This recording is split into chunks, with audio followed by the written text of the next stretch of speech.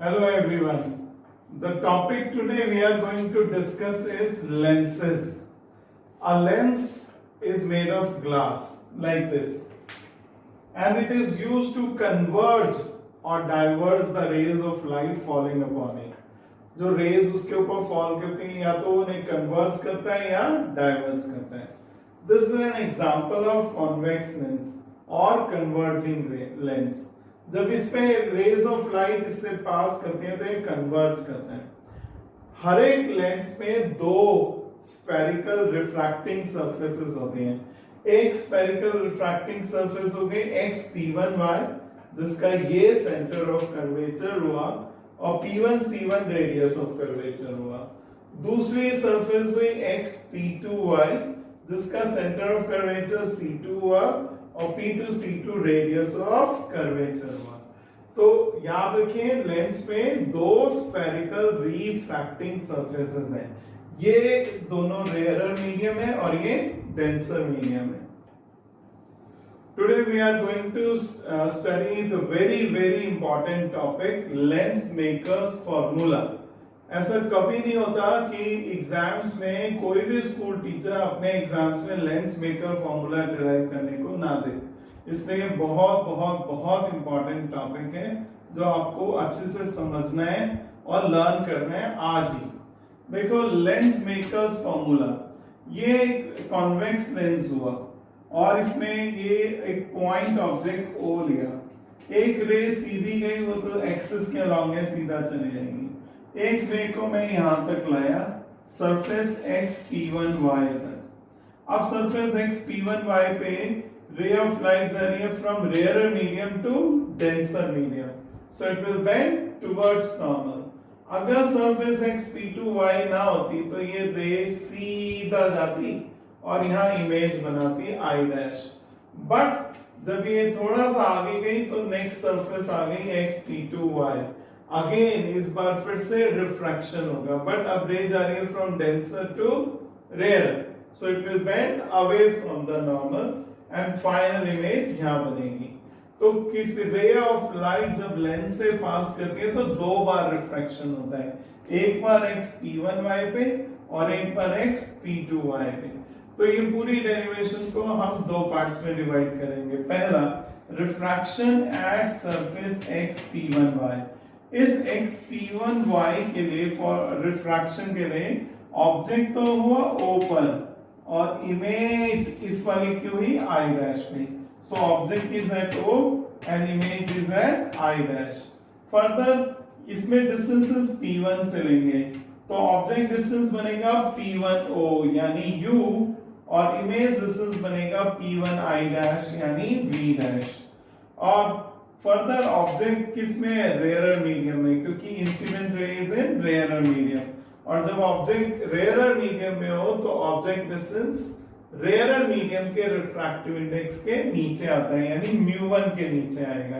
तो फॉर्मूला ले लिया μ2 minus μ1 upon r1 is equal to μ2 by v' image distance minus μ1 upon u object distance.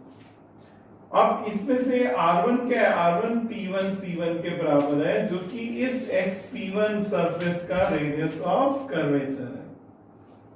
अब आ जाओ आप दूसरी surface XP2y for refraction at spherical surface XP2y. अब जरा इस पे ध्यान दो, ये इंसिडेंट रे है, ये रिफ्रैक्टेड रे है. ऑब्जेक्ट हमेशा इंसिडेंट रे की डायरेक्शन में होता है, पीछे तो कहीं हो नहीं सकता, इसलिए इंसिडेंट रे की डायरेक्शन में कौन है I'. तो यहां पे इस वाली सरफेस XP2y के लिए I' एक वर्चुअल ऑब्जेक्ट का काम करेगा. तो I' behaves as virtual object और जबकि रियल इमेज बन रही है I पे और रियल इमेज कहां पे बनेगी I पर. सो ऑब्जेक्ट डिस्टेंस बनेगा P2I'. अब डिस्टेंस P2 से लेंगे क्योंकि सरफेस XP2y है तो P2 से लोगे तो ऑब्जेक्ट डिस्टेंस बनेगा P2I' जो कि V' माइनस T होगा. T is the thickness of the lens P1 P2. तो ऑब्जेक्ट डिस्टेंस हो गया V' minus T, image distance हो गया P2I के बराबर जो कि V है. फर्दर यहाँ इंसिडेंट रे किसमें है डेंसर मीडियम में, रे ऑफ लाइट आ रही है डेंसर टू रेयर, तो इंसिडेंट रे डेंसर मीडियम में इसका object will be treated to be in denser medium, इसलिए ऑब्जेक्ट डिस्टेंस किसके नीचे आएगा, डेंसर मीडियम के रिफ्रैक्टिव इंडेक्स के नीचे आएगा, यानी mu2 के नीचे ऑब्जेक्ट डिस्टेंस आएगा और mu1 के नीचे इमेज डिस्टेंस, और ये r2 क्या हो गया, R2 P2C2 हो गया, ये P2C2, यानी इस वाली सरफेस x P2y का radius of curvature. For a thin lens में thickness is negligible, so v dash minus t will become nearly equal to v dash, तो इस v dash minus t को nearly v dash रख देंगे, v dash।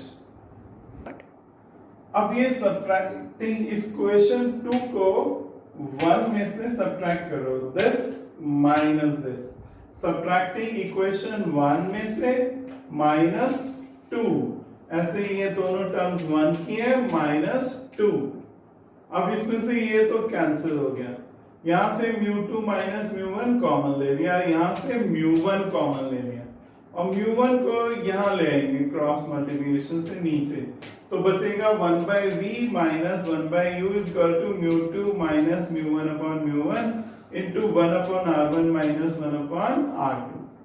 अब अगर object infinity पे है, यानी कि u इंफिनिटी के बराबर है, तो तुम्हें मालूम है लेंस में अगर rays parallel to principal axis है, ऑब्जेक्ट का इंफिनिटी है, तो कॉन्वेक्स लेंस उनको कन्वर्ज कर देता है फोकस, और फोकस का distance from the lens is called focal length, तो then image is at focus, so image distance किसके बराबर हुआ, फोकल लेंथ के बराबर, प्लस एफ इसलिए क्योंकि जो इमेज है वो इधर बनेगी और यहाँ in the direction of incident ray, इसलिए फोकल लेंथ क्या होएगा, प्लस होएगी।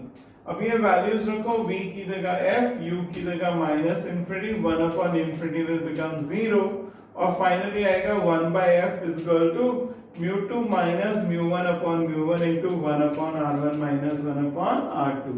This is called lens makers formula.